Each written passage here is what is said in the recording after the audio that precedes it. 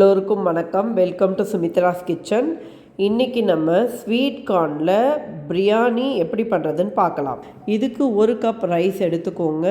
பிரிஞ்சி இலை, அன்னாசிப்பூ, 3லேருந்து 4 வெங்காயம், இஞ்சி, பச்சை மிளகாய், பூண்டு, 2லேருந்து 3 தக்காளி, தேங்காய், ஸ்வீட் கார்ன், தென் லவங்கம், பட்டை, ஏலக்காய் அரைச்ச பொடி, தென் கொத்தமல்லி. இப்போ நம்ம அந்த அரிசியை நல்லா அலம்பிட்டு தண்ணி வடித்து வச்சுருக்கோம். அந்த லவங்கம், பட்டை, ஏலக்காவை நல்லா பொடி பண்ணி வச்சுருக்கோம். இஞ்சி, பூண்டு, பச்சை மிளகாவோடு சேர்த்து ஒரு 4-5 பாதாமும் சேர்த்து அரைச்சிக்கோங்க. இப்போது வெங்காயத்தை நல்லா நறுக்கியாச்சு, தக்காளி நல்லா நறுக்கிக்கிட்டோம், கொத்தமல்லியும் நல்லா நறுக்கி வச்சுருக்கோம், தேங்காய் துருவி வச்சுக்க போகிறோம். தென் அந்த ஸ்வீட் கார்னோட கார்ன்ஸ் எல்லாம் எடுத்து வச்சுக்கிறோம். ஒரு குக்கரில் நல்லா எண்ணெய் போடுங்க. எண்ணெய் போட்டுட்டு ஃபஸ்ட்டு பிரிஞ்சி இலை போடுறோம், அன்னாசிப்பூ போடுறோம். இது ரெண்டும் கொஞ்சம் நல்லா பொரிஞ்ச உடனே அந்த பொடி இருக்குது இல்லைங்க, லவங்கம், பட்டை, ஏலக்காய், அந்த பொடியை போட்டுக்கோங்க. இது எப்படி பொடி பண்ணுறதுன்னு நான் ஷார்ட்ஸ் போட்டிருக்கேன் பாருங்கள், அதோட டிஸ்கிரிப்ஷனும் இதில் கொடுக்குறேன். ஸோ போட்டுட்டு இப்போ இந்த வெங்காயத்தையும் போட்டு நல்லா ஃப்ரை பண்ணுங்கள். இந்த வெங்காயம் நல்லா ஃப்ரை ஆகட்டுங்க.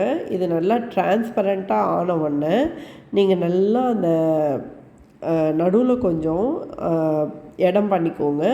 இதுக்கு நடுவில் இப்போ என்ன பண்ண போகிறோன்னா, இஞ்சி, பூண்டு, பச்சை மிளகாய், அந்த பாதாம் எல்லாத்தையும் போட்டு நல்லா அரைச்சிக்க போகிறோம்.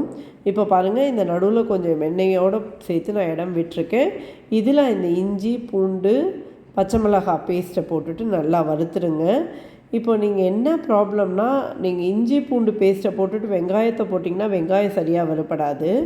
ஸோ வெங்காயத்தை போட்டுட்டு இஞ்சி பூண்டை போட்டிங்கன்னா இஞ்சி பூண்டு நல்லா வறுப்படாது, உங்களுக்கு இஞ்சி பூண்டோட ரா ஸ்மெல் வரும். அதனால் வெங்காயத்தை வறுத்துட்டு அந்த நடுவில் கொஞ்சம் எண்ணெய் போட்டுட்டு இந்த இஞ்சி பூண்டை நல்லா ஃப்ரை பண்ணிவிட்டு தென் எல்லாத்தையும் சேர்த்து ஃப்ரை பண்ணிக்கோங்க. இது கொஞ்சம் நல்லாவே வருதுங்க. இது நல்லா அந்த இஞ்சி பூண்டோட ரா ஸ்மெல் ரொம்ப வர்றதில்ல. இப்போ இது பாருங்கள், நல்லா ஃப்ரை பண்ணிட்டோம். இப்போ இதில் என்ன பண்ண போகிறோன்னா, திருப்பியும் தக்காளி போட போகிறோம். தக்காளி போட்டுட்டு நல்லா ஃப்ரை பண்ணுங்கள். இது ஃப்ரை ஆகிட்டே இருக்கும்போது கொஞ்சம் தக்காளி அந்த தண்ணியெல்லாம் கொஞ்சம் போன உடனே இப்போ இதில் மஞ்சப்பொடி, காரப்பொடியெலாம் கூட போட்டுடலாங்க. இங்கே பாருங்கள், அதுக்குள்ளே இந்த பக்கம் என்ன பண்ணியிருக்கேன்னா, அந்த அரிசிக்கு 1க்கு 2 தண்ணி, நான் யூஷுவல் ரைஸ் தாங்க எடுத்திருக்கேன். இதில் 1 கப் போட்டேன்னா 2 தண்ணி போட்டு அதை கொதிக்க வைக்கிறதுக்காக வச்சுருக்கேன். இப்போ மஞ்சப்பொடி போட்டோம் பாருங்கள், காரப்பொடியும் போட்டிருக்கேன். இதில் போட்டுட்டு நல்லா மிக்ஸ் பண்ணிக்கோங்க. இப்போது இதில் என்ன பண்ண போகிறோன்னா, அந்த தேங்காய் துருவி வச்சுருக்கோம் இல்லைங்க, அதையும் போட்டுட்டு நல்லா கொஞ்சம் நேரம் ஃப்ரை பண்ணுங்கள். ஃப்ரை பண்ண உடனே இப்போ நம்ம அந்த கொத்தமல்லி ஆட் பண்ண போகிறோம்.